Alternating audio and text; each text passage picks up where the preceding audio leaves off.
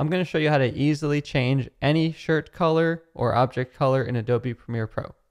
Now, if you're doing this from scratch, you might make your life easier if you wear a green shirt or a blue shirt, but in this case, we're actually not working with the perfect example. We have a pink shirt that's sort of similar to the skin tone of our video subject here.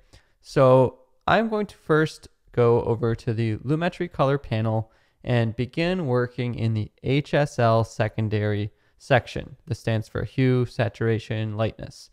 So here we can set a key color to choose. So I'll grab my ink dropper tool and I'll try to select the main pink color on his shirt here. And you'll see it'll have sectioned off what it thinks the hue, saturation, and lightness ranges are.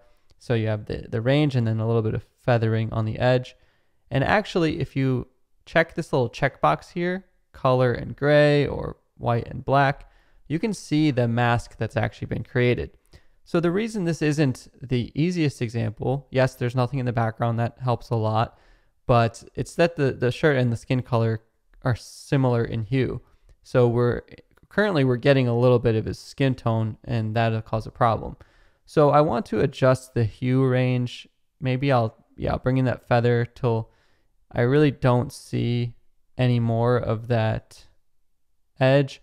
But now I have another problem. The shadows of the shirt are a lot different of a hue. So I have to increase the lightness ranges perhaps. So increasing the lightness of the pinkish red color we're using so that it picks up more of those shadows and highlights. And then you can also play around with the saturation. So I'm just trying to get as much shirt as possible with as little skin tone outline happening as possible.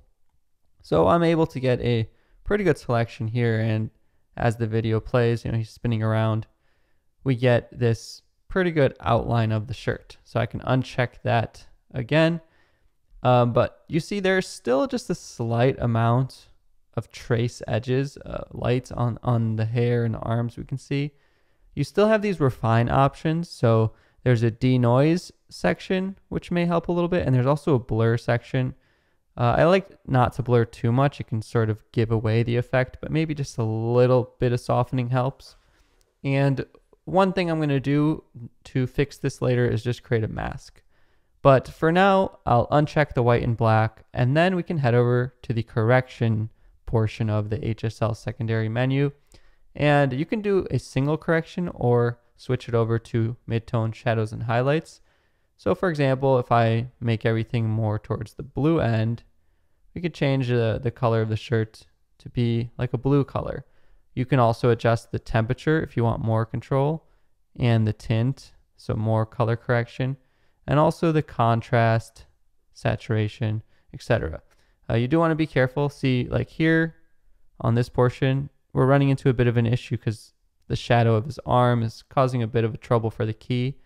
So perhaps I can increase the blur maybe a little bit, or continue to play around with the saturation ranges and lightness ranges. But this is the basic process for this effect.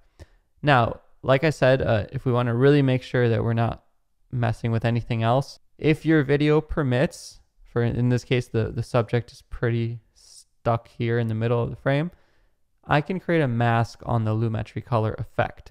So I'll create a 4-point polygon mask, and I mean, this could be some cool creative effects on their own if you get creative, but I'm just going to create a mask that sort of contains the effect as best as I can here, so we don't have to worry, even if we wanted to increase a little bit more, that it's going to start changing his hair color and eye color and whatnot. A little bonus tip, a cool little trick I did for the beginning example was I made it rotate through colors. All I did there was add a keyframe on the Lumetri color HSL secondary section. So here in the effect controls panel, I'll just add a keyframe onto the correction tab, and then I can move forward a little bit and maybe cycle through different types of colors. So I can cycle through reds, yellows. Don't forget, you can also increase the brightness or darkness of the highlights and shadows with this slider. And I can just sort of cycle through different colors with keyframes, and this will make a cool little rotating animation cycling through the colors. My name is Justin Odisho. If you enjoyed this video, you can check out hundreds of more in the playlist on my channel and subscribe to stay tuned for all of my future videos. Thank you so much for watching, and I'll see you in the next one.